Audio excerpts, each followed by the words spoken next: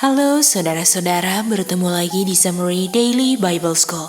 Dan summary kali ini kita akan membahas tentang kunci penjara maut.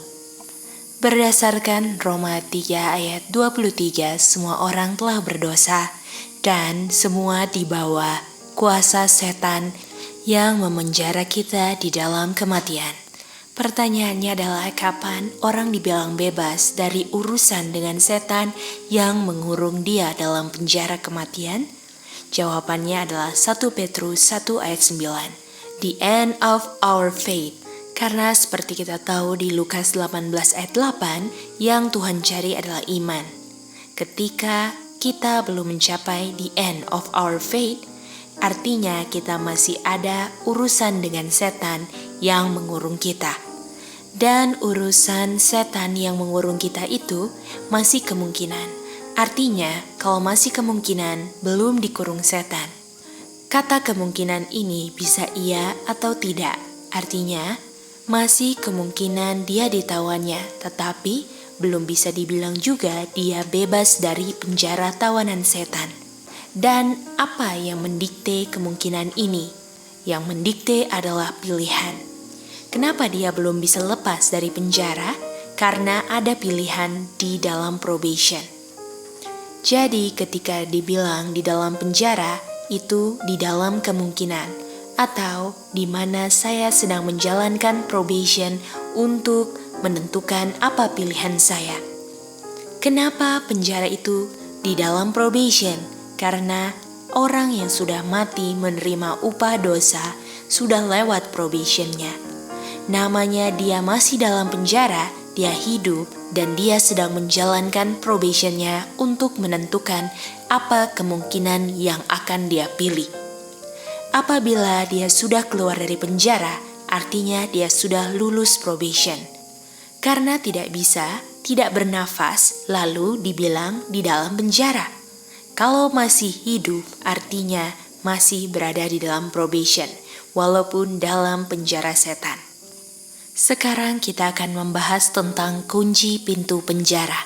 Jadi, nama kunci untuk masuk penjara adalah dosa. Kalau saya berdosa, saya bisa buka pintu penjara. Dan pintu tidak bisa dibuka kecuali dari luar. Dan ini tidak bisa pintunya dibuka dari dalam karena hanya bisa dibuka dari luar. Jadi, orang yang sudah masuk ke dalam tidak bisa membukanya dari dalam karena tidak ada kemampuan untuk membukanya. Artinya kondisi orang ini yang masuk membuka pintu penjara karena dia ada kunci dan kuncinya adalah dosa. Pertanyaannya adalah kenapa dia nggak bisa keluar dari penjara? Jawabannya adalah karena dosa adalah kunci yang membuka pintu untuk masuk ke penjara, bukan untuk membuka pintu supaya bisa keluar. Kalau kita memakai definisi kunci, artinya kunci itu juga bisa dong membuka untuk keluar. Tetapi pengertiannya tidak seperti itu. Kalau kita lihat kata penjara, itu sisi negatif. Dan dosa pun sisi negatif. Artinya kalau kita melihat penjara dan dosa, itu adalah dua sisi negatif yang mana kunci dosa ini hanya menarik ke sisi negatif yaitu penjara. Artinya kalau kamu ada dosa, pintu penjara ini akan terbuka dan itu arahnya negatif. Sedangkan kalau saya mau keluar, itu arahnya positif. Sementara kunci yang saya miliki adalah kunci negatif.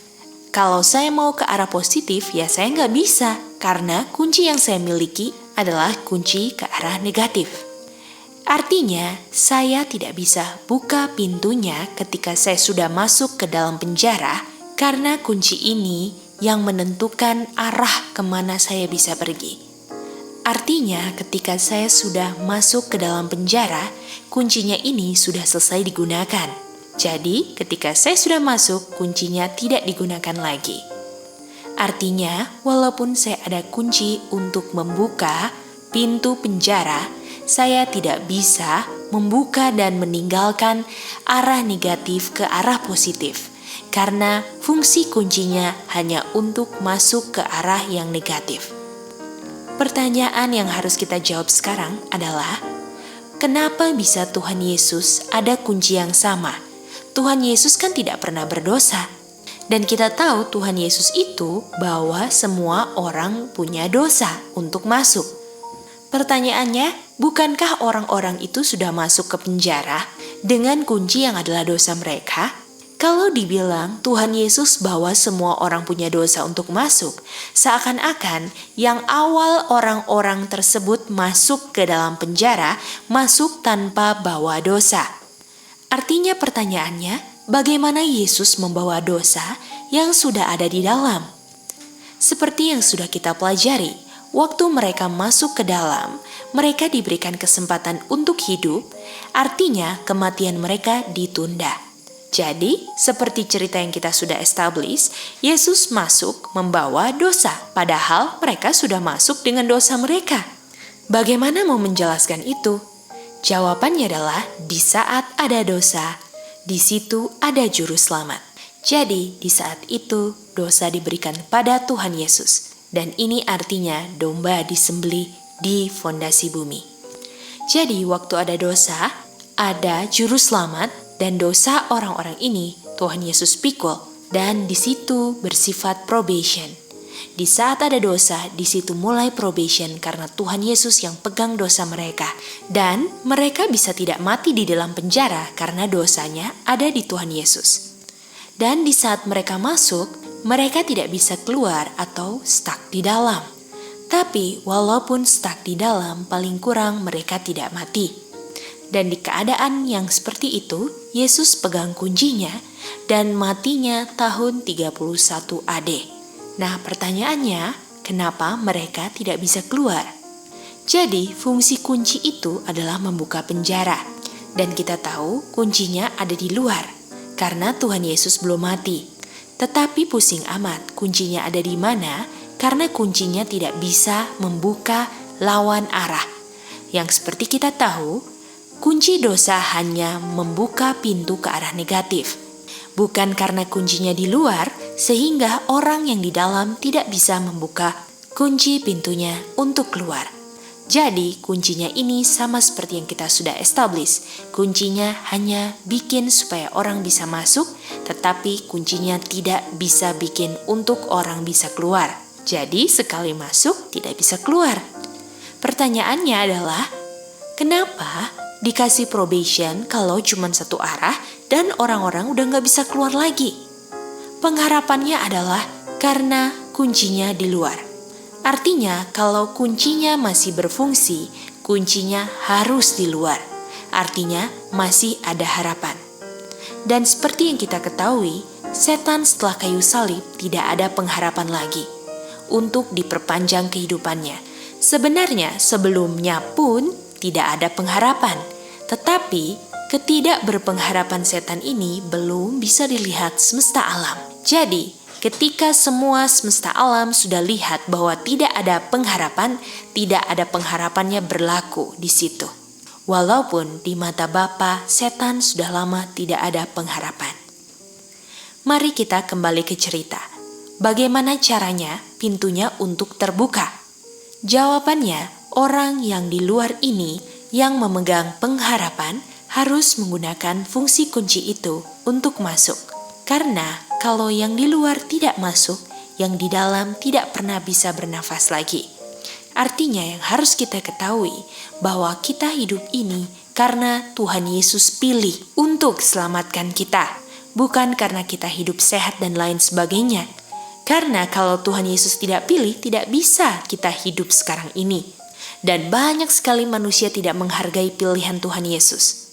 Dan kita sebagai umatnya yang sudah mengerti akan pilihan Tuhan Yesus untuk menyelamatkan kita, kita harus berterima kasih atas pilihannya Tuhan Yesus, di mana dunia sekarang sedang injak-injak hal ini. Jadi, sudah dibilang ya tadi, hanya Tuhan Yesus yang masuk, sehingga orang-orang yang di dalam penjara ada kemungkinan untuk keluar. Pertanyaannya adalah bagaimana caranya, karena saya ada di dalam dan saya harus keluar. Dan di dalam kondisi saya yang sekarang di dalam penjara, saya tidak bisa keluar. Jadi, kemungkinan saya keluar ketika Tuhan Yesus pilih. Jadi, selain Tuhan Yesus tidak bisa kita mencantolkan kita punya pengharapan. Jadi, karena setan melihat betapa pentingnya peran Kristus, makanya dia buat antikristus. Dan waktu antikristus masuk, dia mau menipu banyak orang yang di dalam. Dan mereka tanya kapan keluar, karena mereka percaya buta-buta antikristus. Lalu antikristus menjawab, bukan itu pertanyaannya, bukan pertanyaannya kapan kita keluar, tapi pertanyaannya adalah kapan kita mati. Jadi, saudara-saudara, pengharapan kita tidak bisa tidak selain Yesus. Dan pilihan Yesuslah yang menjadi pengharapan kita untuk bisa keluar. Dan sebagai ucapan terima kasih kita kepada Yesus, kita harus sangat menghargai hak pilih kita untuk kita bisa pilih yang benar. Artinya, untuk kita bisa keluar, harus ada unsur yang tadinya tidak ada di situ. Karena apapun yang membuat berbeda dari apa yang ada di dalam yang tidak bisa membuat keluar, itulah pengharapan. Jadi, ketika Yesus masuk, itu untuk merubah kemungkinan orang yang di dalam. Tapi karena pilihan, belum tentu yang mantap yang Yesus rancangkan supaya orang bisa keluar dari penjara, itu yang dipilih. Kesimpulannya, untuk ada kemungkinan keluar, yang di luar harus masuk, dan untuk masuk, kuncinya harus ada di luar. Dan ini menggenapi kutipan roh nubuat, as soon as there was a sin, there was a savior. Di saat ada dosa, ada juru selamat, ada pengharapan, karena kuncinya di luar. Jadi, langkah pertamanya untuk bisa keluar harus ada yang di luar yang masuk ke dalam. Sekarang waktu masuk, dia masuk bawa kunci. Tetapi untuk keluar jangan harap menggunakan kunci itu. Artinya apa yang saya bisa harapkan? Yang berbeda, yang sebelumnya tidak ada. Yang menjadi pengharapan satu-satunya untuk saya bisa keluar adalah orang yang masuk ke dalam menggunakan kunci. Artinya pengharapan kita adalah Tuhan Yesus tanpa dosa. Jadi, kalau mau keluar, make sure tidak ada kuncinya. Jadi kita ingat ya, kita masuk karena kita punya kunci. Dan kita semua gak ada kunci untuk keluar. Dan Tuhan Yesus bisa masuk karena kita punya kunci. Jadi bisa dibilang, Yesus tidak ada kunci atau Yesus tidak punya kunci.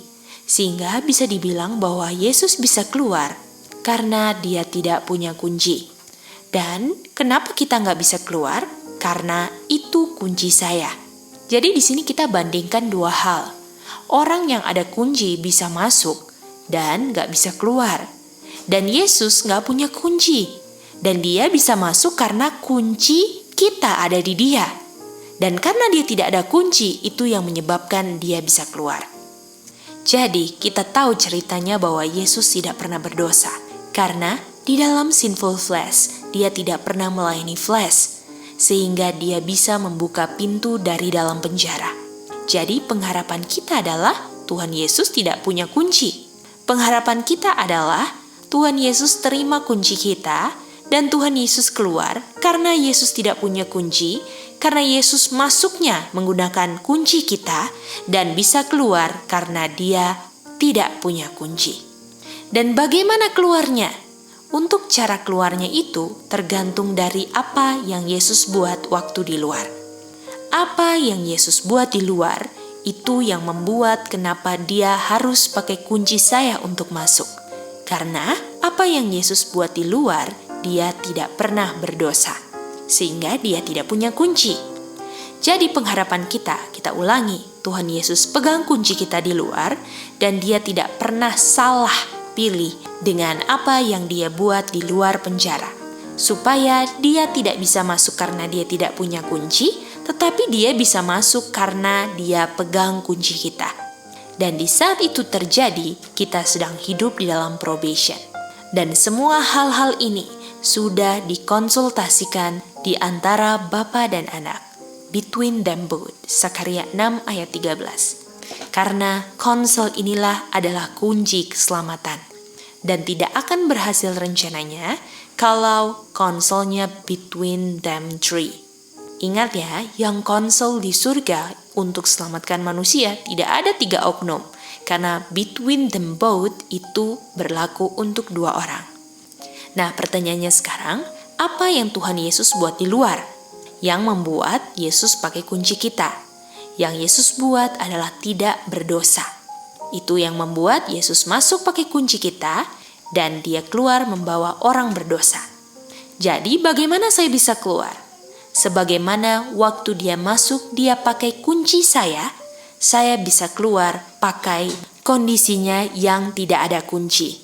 Jadi saya punya dosa membuat dia masuk. Dan Tuhan Yesus punya kondisi tidak berdosa membuat saya bisa keluar. Dan bayangkan saudara-saudara, kalau otak kita yang sudah hancur karena dosa ini bisa memikirkan hal-hal yang sedahsyat ini, bagaimana counsel between them both itu punya kedahsyatan melebihi apa yang kita bahas yang dahsyat sekarang ini. Jadi kalau kita bayangkan the mind of God, pikirannya Bapa, kalau kita lihat dari apa yang Tuhan ciptakan, benda-benda langit dan alam semesta yang luar biasa, detail, besar, dan mantapnya, dan semua konsep apa yang Bapa dan Anak akan ciptakan itu sudah ada di pikiran Bapa sebelum diciptakan. Jadi semuanya detailnya, betapa besarnya apapun yang di alam semesta ini yang diciptakan, sudah ada di sel otaknya Bapa. Dan keluar dalam bentuk firman.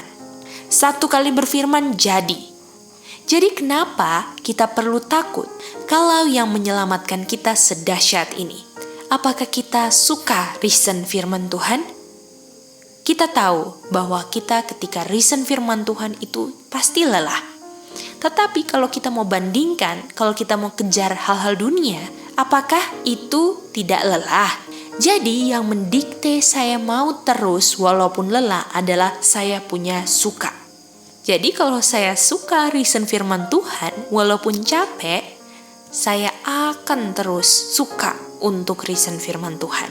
Dan lebih saya pikirkan akan lebih saya sukai. Nah, sekarang kita kembali lagi ke cerita penjara tadi ya. Jadi Yesus di luar itu yang Yesus buat adalah Yesus menghidupkan kehidupan yang tidak berdosa. Sehingga waktu Yesus masuk menggunakan kunci kita, waktu di dalam Yesus bisa keluar karena kita tahu karena dia tidak ada kunci. Nah pertanyaannya bagaimana dia tidak berdosa? Jadi waktu di saat ada dosa ada juru selamat yang seperti kita sudah tadi establish, dia pegang dosa kita. Artinya pegang dosa ini adalah Yesus mati untuk kita. Atau kata lain pegang dosa, saya mau mati untuk kamu atau saya pegang upah dosa kamu. Tetapi pegang upah dosanya tidak bisa tanpa lewat dosanya. Jadi kalau dibilang pegang upah dosa sudah pasti pegang dosanya. Tetapi waktu Tuhan Yesus di luar, Yesus pegang title dosanya dan Yesus pegang upah dosanya. Sehingga ketika Tuhan Yesus pegang upah dosanya itu yang membuat saya hidup. Sehingga Yesus tuntut saya punya dosa, supaya Tuhan Yesus masuk dan jalankan upah dosa saya. Ketika dia masuk ke dalam maut, saya sudah bebas dari dosa. Jadi ketika Tuhan Yesus masuk untuk mati untuk dosa saya, dia masuk ke dalam saya. Dan di situ artinya saya mati bersama Kristus. Dan saya hidup bukan saya lagi yang hidup, karena Kristus yang hidup di dalam saya. Dan di dalam kehidupan Kristus, yang adalah kehidupan yang tadi di luar, yang dia hidupkan tanpa dosa, itulah kehidupan yang Tuhan Yesus hidupkan di dalam saya. Sehingga sekarang saya punya kehidupan tidak ada dosa. Karena Yesus yang tidak ada dosa bisa keluar dari penjara. Sekarang Yesus yang hidup tanpa dosa itu menghidupkan kehidupan tanpa dosa di dalam saya, sehingga saya numpang keluar dari penjara bersama Tuhan Yesus. Jadi, yang membuat saya bisa keluar dari penjara adalah ketika Yesus masuk ke dalam saya. Dia masuk ke dalam hati saya, di mana saya berada di dalam penjara. Ingat ya, yang bawa keluar saya dari penjara itu bukan oknum ketiga. Kalau kita percaya oknum ketiga, artinya kita percaya Trinitas. Jadi, Yesus hidupkan kehidupan di luar penjara. Dan itu semua kehidupan yang tanpa dosa adalah untuk saya bisa keluar bersama Kristus. Jadi, the hope of glory adalah Christ in you. Atau, Christ in you, the hope of glory. Marilah kita bersukacita, bersyukur karena pengharapan ini nyata. Kita bisa bebas dan berkata, maut mana sengatmu. Biarlah dari pelajaran kali ini, kita punya perjalanan iman makin dikuatkan sampai menuju akhir dari iman kita. Sampai bertemu di Summary Daily Bible School berikutnya. Tuhan memberkati kita semua.